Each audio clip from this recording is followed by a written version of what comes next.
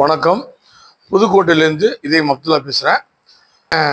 மருத்துவ காப்பீடு திட்டம் எந்த மருத்துவமனைக்கு சென்றாலும் அரசு மருத்துவமனையாக இருந்தாலும் சரிதான், அந்த மருத்துவமனையில் இன்னைக்கு ஒரு ஆப்ரேஷன் செய்யணும்னா காப்பீடு திட்டம் காப்பீடு கார்டு இருக்கான்னு கேட்குறாங்க. அந்த காப்பீடு கார்டு மத்திய அரசும் மாநில அரசுகளும் வழங்கிட்டு வருது.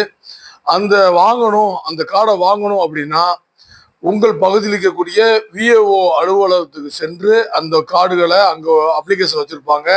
அந்த அப்ளிகேஷனை வாங்கி பதிவு செஞ்சு அதை பூர்த்தி செய்து அவர்கிட்ட சைன் வாங்கி அதை கொண்டு அந்த காப்பீடு அலுவலகம் சில இடங்களில் மாவட்ட ஆட்சியர் அலுவலகத்தில் இருக்குது. புதுக்கோட்டையிலையும் மாவட்ட ஆட்சியர் அலுவலகத்தில் இருக்குது. பல்வேறு ஊர்களில் அந்தந்த அலுவலகங்கள் அங்கங்கே இருக்குது. அந்த அலுவலகங்களில் போய் நம்ம கொடுத்து வாங்கணும்.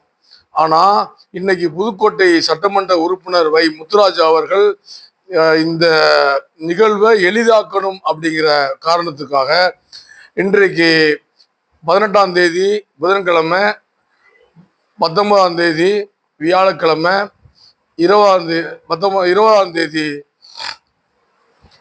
வெள்ளிக்கிழமை ஆகிய 3 தினங்கள்ல இந்த காப்பீடு திட்டத்தை நம்ம எங்கேயும் அலையாம ஒரே இடத்துல அவருடைய புதுக்கோட்டை பேருந்து நிலையம் அருகாமையில் இருக்கக்கூடிய சட்டமன்ற அலுவலகத்துல போய் நம்ம அந்த காப்பீடு திட்டத்தை வாங்கிக்கலாம்.